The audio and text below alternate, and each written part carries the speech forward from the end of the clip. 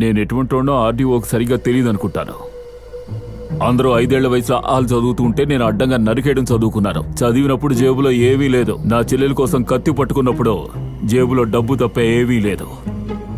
నేనెవరినైనా లేపేయడానికి కత్తిత్తానంటే ముందు గాబరా పెడతాను, తర్వాత భయాన్ని చూపిస్తాను, ఆ తరువాతే నా బలాన్ని చూపిస్తాను.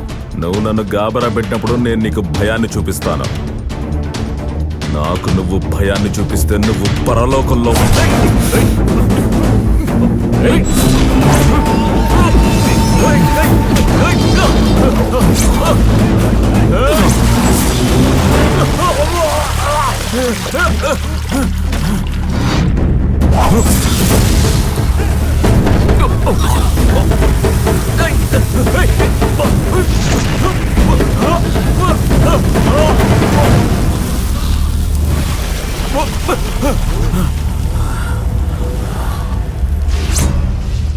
ఏంటి బెదురు చూపులు చూస్తున్నావు?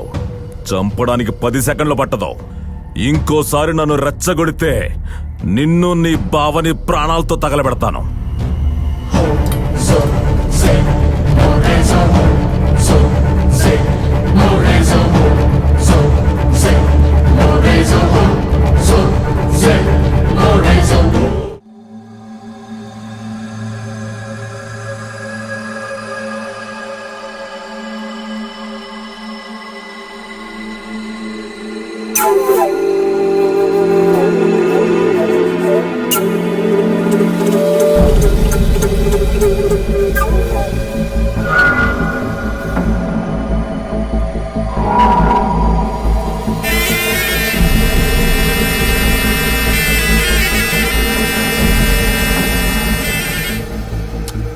అరే ఏంటన్నా ఇది? నువ్వేదో పెద్దడవని మేమంతా నీ దగ్గరికి వస్తే మొత్తం అందరినీ కలిపి దులిపేసిపోయాడు. నువ్వేమో చూస్తూ నుంచున్నావు. అది కాదన్నా, నలుగురం కలిసి వేసేసి ఉంటే నీ ఇంటి వాకిట్లోనే పేడ కలాపి చెల్లుతారు కదా. అలాగా? ఆ రోజు బస్ స్టాండ్ లో అందరినీ తుక్కు రేగొట్టాడే, పేడ నీళ్ళు ఆ రోజు చల్లొచ్చుగా. నువ్వు నీ వాగుడు. మీరు అనుకుంటున్నట్టు వాడు 1000లో ఒక్కడు కాదు, 1000 మంది ఒకటిగా కలిసినవాడు. వాడు నిప్పులాంటోడు, ఎలా పట్టుకున్నా పైకే వెళ్తాడు.